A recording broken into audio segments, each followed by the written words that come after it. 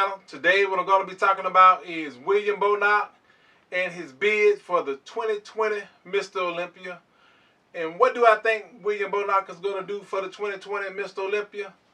Well, we're going to first discuss the 2019 Mr. Olympia, in which the guy was not rewarded for what he did. Now, 2019 William Bonac came in with a smaller package, more defined, more chiseled, more muscular. The guy came in my opinion, Mr. Olympia condition. So he wasn't rewarded for that. And they rewarded Brandon Curry simply because Brandon Curry is a larger package. Now, that's what the Mr. Olympia always do. They always go for the larger person. They always, because they know that's the draw. They know that the draw is these freakish type people, these freakish size. Even though Brandon Curry, hasn't reached that level, in my opinion. But the guy is bigger, and they're going to always go for bigger. And the guy is pretty aesthetic.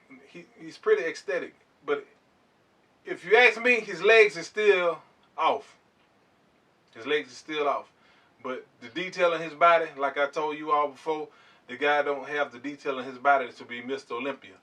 Now, William Bonac has been hitting it hard in the gym, going pretty heavy, really pressing himself to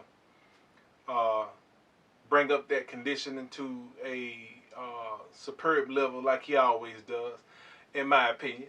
Now, what I think William Bonac is going to do for 2020, I think William Bonac is going to come in with a larger package because he wasn't rewarded for the package he brought in 2019, which was a smaller package.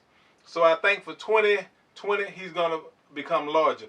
Now, where a lot of these guys make that mistake with that is that they try to come in too big.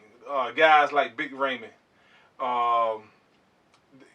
they just come in soft. They just try to come in just too big. And I don't think William Bonac would have that issue, simply because William Bonac is, he's been doing this a long time, and he has those miles of experience behind him. So I believe he'll be able to come in at a larger weight and still be able to maintain a lot of that detail that he does have for the 2019, that he had for the 2019. So I think he'll be able to do the same thing for 2020. Come in with that detail that he needs to have and do what he got to do, and hopefully, the Mr. Olympia judges would get it right and reward this guy for the title, in my opinion, that he has already earned or should have earned for 2019. He should have had it then. But hopefully for 2020 that they'll let the guy get what he's earned. Because right now there's nobody that can beat William Bonac with the package that he has. Even though some of you all may say he's a little blocky, which he is, he's a little blocky. And Brandon Curry is more of an aesthetic bodybuilder, but without the details, the aesthetics is pretty much useless when it comes down to a complete package. But William Bonac, like I said before, he's hitting the gym. He's hitting the gym hard.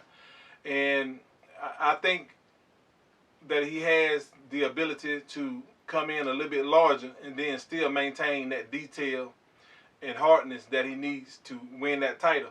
Now, I've also had some people say that they rewarded Brandon Curry simply would be a better ambassador for the Mr. Olympia title. And I beg to differ on that because, if you look at William Bonac's interviews, the guy is, pretty much on par. He's able to do what he has to do, be professional, to handle his business when it comes down to what he's doing, his job. I believe the guy has the ability to be a great ambassador for the Mr. Olympia title. So, I don't think that would be an issue. And I don't think, that that's what helped Brandon Curry win. The only thing that helped Brandon Curry win was the mere fact that he has a little bit more size.